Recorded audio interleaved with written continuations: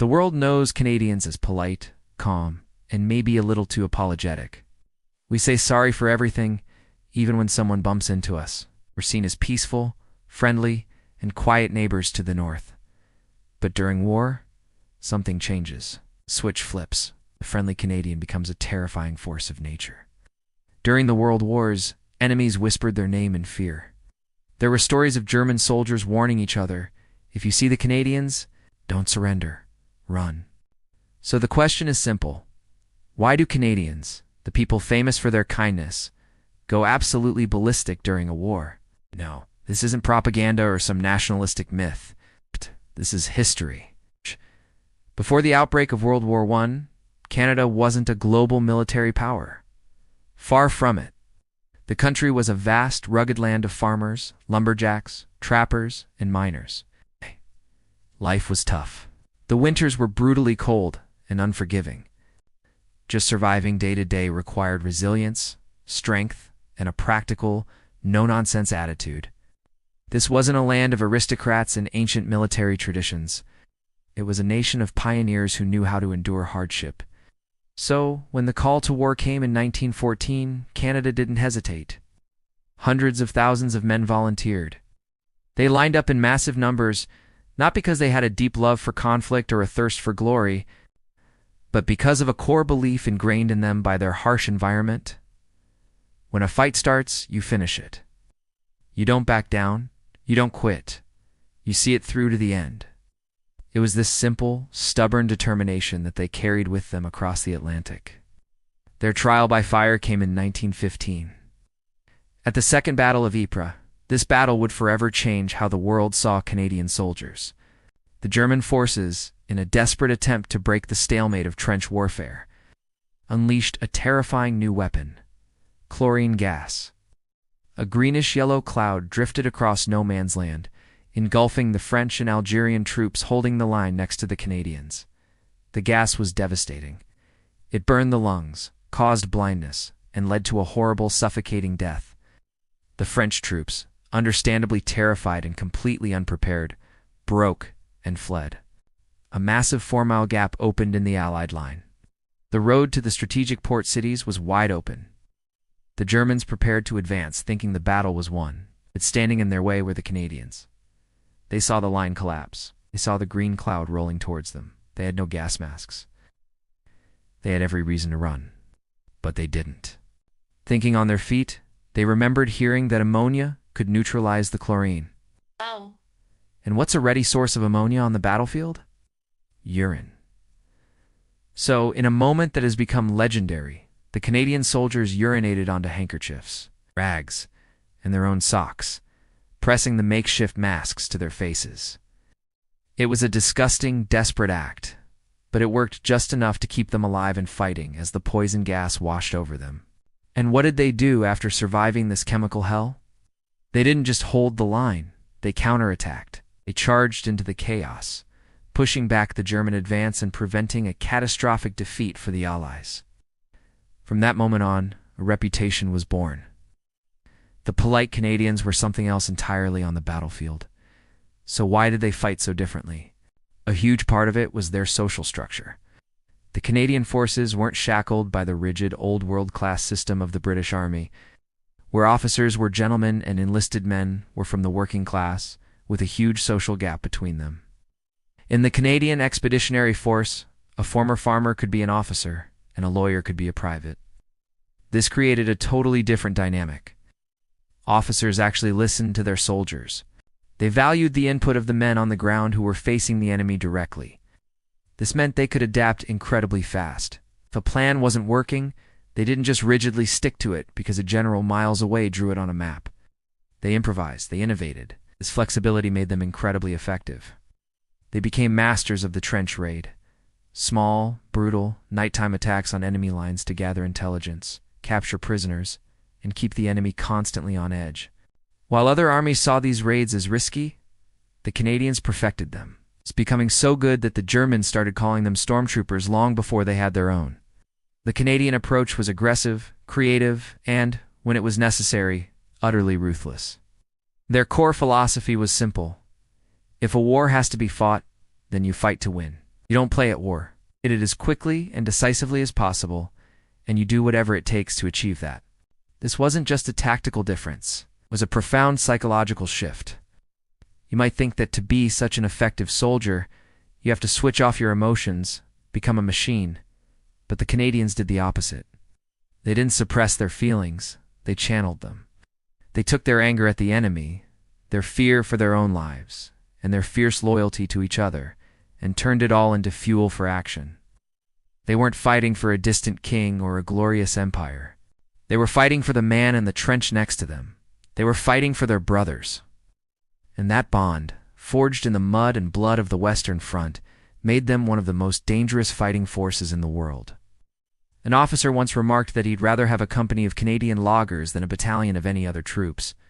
Because they knew how to work together, they didn't complain, and they always finished the job. The Battle of Vimy Ridge in 1917 is perhaps the ultimate example of this. The ridge was a heavily fortified German stronghold that both the British and French had failed to capture, suffering over 150,000 casualties in the process. It was considered impregnable, but then it was the Canadians' turn. For months, they planned meticulously. They built full-scale replicas of the German trenches to practice on. Every single soldier was given a map and told the exact objective, not just for his unit, but for the entire battle. This was revolutionary.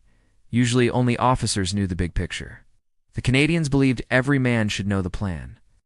So if an officer went down, the soldiers could carry on the mission themselves. They rehearsed their attack over and over. They perfected a new artillery tactic called the creeping barrage, where their cannons would lay down a moving wall of explosive shells just ahead of their advancing infantry, forcing the Germans to stay in their bunkers. On Easter Monday, April 9, 1917, the attack began. 15,000 Canadians went over the top, and in a stunning display of courage and coordination, they did what no one else could. They took Vimy Ridge. It was a brutal fight, but it was a staggering victory, and many historians consider it the moment Canada truly came of age as a nation. But this was only the beginning. The ferocity shown in the First World War was not a one-time event, because when the world plunged into darkness again for World War II, the Canadians would return to Europe. And this time, they would become something far worse than just shock troops. They became hunters. And their prey was the most feared military force on the planet. Stay tuned to find out what happened next. Thanks for watching, and if you found this interesting, please like and subscribe for more. You know that stereotype? The polite, apologizing Canadian? Well, during World War II, German soldiers had a very different picture. Their intelligence reports described Canadian units as, and I quote, unpredictable and excessively violent. Forget the myth of the gentle giant. We're about to explore the brutal, battlefield truth of why the German army learned to fear the Canadians. It all started with a lesson written in blood. In 1942, Canadian forces led the disastrous Dieppe raid. Over 900 Canadians died in a few short hours. It was a catastrophic military failure. But for the survivors, something changed. Psychologically, a switch was flipped. They returned to England with a single, burning thought. Never again. This wasn't about revenge. It was about survival and victory. They trained harder, with a ferocity born from loss. They planned better, meticulously dissecting every potential weakness. And most importantly, they stopped holding back. The politeness was gone, replaced by a cold, hard resolve to win, no matter the cost. Dieppe was the crucible that forged a new kind of Canadian soldier, one that the world, and especially Germany, was not prepared for. When the Allies invaded Italy, Canadian troops were thrown against some of the most elite German defenders, including the hardened paratroopers of the 1st Parachute Division. These weren't conscripts. They were the best of the best. The fighting in places like Ortona was brutal. House-to-house combat that became known as Little Stalingrad. The Germans expected a conventional fight. They got something else entirely. When the Canadians attacked, they didn't pause. They were relentless. They mastered the art of the night raid, using the darkness as a cloak for silent, terrifying assaults. Small teams would slip behind enemy lines, armed with knives and grenades, creating chaos and fear far beyond their numbers. They applied constant, suffocating pressure, never giving the enemy a moment to rest, regroup, or feel safe. It was this unnerving, persistent aggression that led German soldiers to give them a new name: stormtroops in disguise. They saw in the Canadians the same shock tactics and ferocity that their own elite Sturmtruppen had once been famous for. This wasn't the army they were told they would be fighting. Then came D-Day, June 6, 1944. The Canadians were assigned Juno Beach, one of the 5 landing zones. Due to rough seas and offshore obstacles, their landing was delayed, meaning they hit the beach with the tide rising and their cover shrinking. The German defenses were formidable, but the Canadians didn't falter. They broke through. In fact, they pushed further inland on the first day than any other Allied unit, British or American. They didn't stop at the beachhead. They didn't wait for reinforcements to catch up. They just kept advancing, driven by a powerful momentum. As they moved into the Norman countryside, battling through villages and hedgerows, German troops who had faced other Allied forces learned something new and terrifying about the men with the maple leaf on their shoulder. Canadians didn't rage blindly. Their violence wasn't chaotic. They advanced with a chilling calm, a methodical and systematic approach to dismantling resistance. Every house, every barn, every defensive position was cleared with a terrifying efficiency. It was a cold, calculated, and utterly complete form of destruction. For the German soldiers hunkered down in those Normandy villages, the sight of advancing Canadians meant the fight was over, one way or another. Now we need to address a darker aspect of this story. War is not clean, and the fighting in Normandy was particularly vicious. There's a grim reason why surrendering to the Canadians didn't always guarantee safety. Early in the Normandy campaign, Canadian soldiers discovered the bodies of their comrades, prisoners of war who had been captured and then murdered by SS units, most notoriously at the Abbey d'Ardennes. The news spread like wildfire through the Canadian ranks. The rules, it seemed, had changed. An unspoken understanding developed among some soldiers. If the enemy wasn't going to honor the conventions of war, why should they? This wasn't madness or a descent into barbarism. It was a brutal form of war logic. If taking prisoners meant risking your own life or the lives of your comrades, some units simply stopped taking chances. Fear became a weapon. The reputation that Canadians would not take prisoners, whether fully true or not, spread among German troops. It made them hesitate. It made them break. This grim reality is a testament to how the horrors of war can transform even the most disciplined soldiers. But the story doesn't end when the guns fall silent. The impact of this reputation, this transformation, goes far beyond the battlefields of Europe. It followed these soldiers home and shaped a nation's identity in ways we are still grappling with today. The final truth of Canada's wartime evolution is deeper, and in some ways, more unsettling than the battles themselves. When the war ended, Canada had the 4th largest air force and the 3rd largest navy in the world. It was a military powerhouse, a status earned through blood and sacrifice. But what happened to these stormtroops? They went home. They took off their uniforms and went back to being farmers, factory workers, teachers, and neighbors. They packed away the memories of Ortona and Normandy, burying the cold-eyed resolve they had been forced to learn. On the surface, the polite, peaceful Canadian returned, but underneath, the experience of the war left an indelible mark. It created a paradox in the Canadian identity. A nation that prides itself on peacekeeping and diplomacy had proven it was capable of extraordinary violence when pushed. This isn't a contradiction, it's a complexity. It shows that the capacity for peace is often protected by the readiness for war. The soldiers who fought with such ferocity did so for the chance to live in a world where such ferocity was no longer needed. This legacy lives on today, often silently. Canada's modern military is renowned for its professionalism and skill, qualities forged in the fires of World War II. The lesson learned at Dieppe: train harder, plan better, be prepared for the worst, is still at the core of their doctrine. But the cultural memory is different. We prefer the story of the peacekeeper, the helper. We're uncomfortable with the image of the unpredictable and excessively violent soldier. Perhaps it's because it reminds us of a truth we'd rather forget, that peace is fragile and sometimes must be defended with terrible force. The German soldiers who faced them never forgot. They saw a side of Canada that the world rarely sees, not a caricature of politeness, but a quiet, determined nation that, when threatened, would fight with a resolve that could shock the world. The polite Canadian is real, but so is the stormtrooper in disguise. They are two sides of the same coin. Why do peaceful, polite Canadians transform into some of the most feared soldiers in history?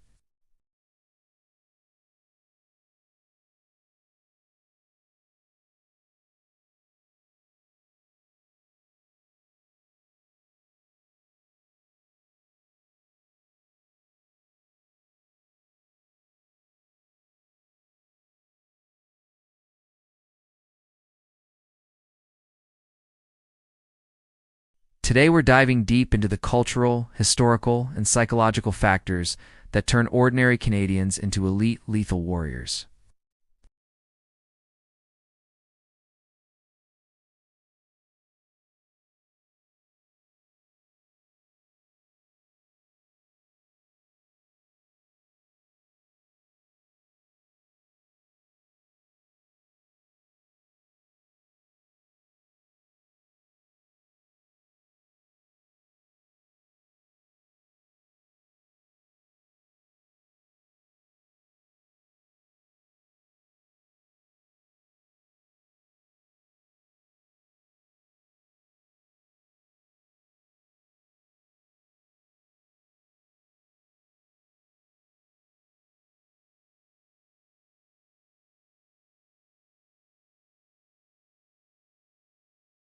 In this chaotic new environment, the cultural programming for politeness is replaced by a more fundamental instinct: the need to restore order and end the threat.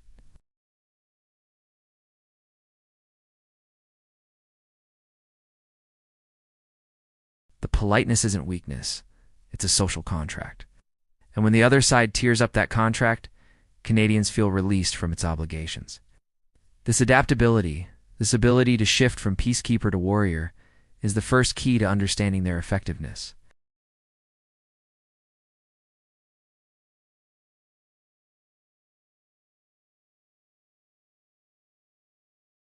The Canadian military has historically trained its soldiers in some of the most extreme conditions imaginable.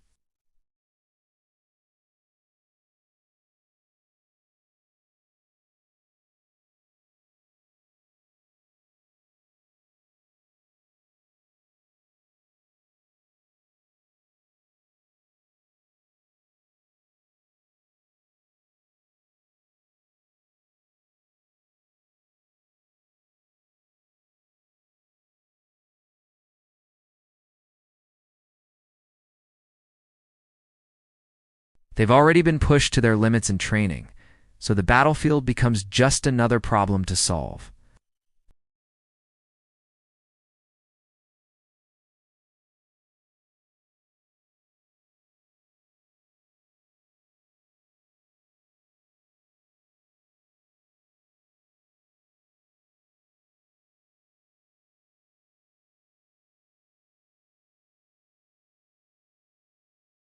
This brings us to a core tenet of Canadian military doctrine: the finish the job mentality.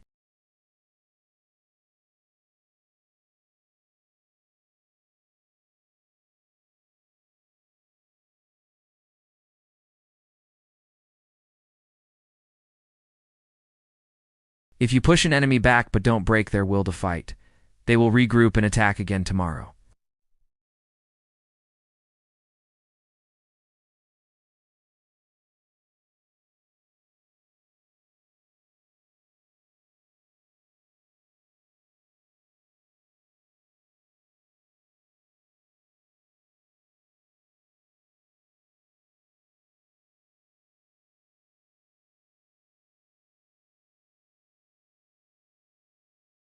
To their enemies, this looked terrifying. It seemed like an unyielding, unstoppable force.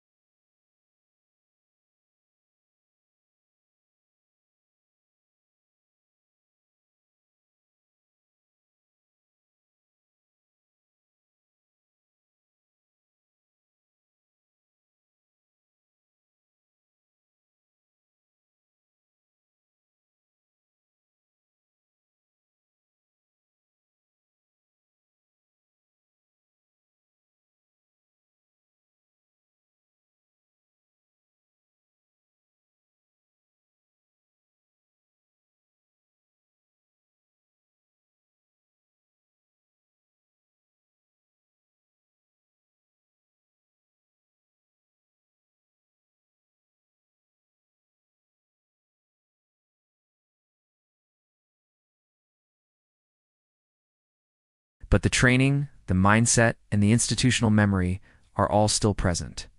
The capacity for that transformation is part of the nation's DNA, a quiet reminder that beneath the calm surface, the spirit of the warrior endures, ready to be called upon when all other options have failed.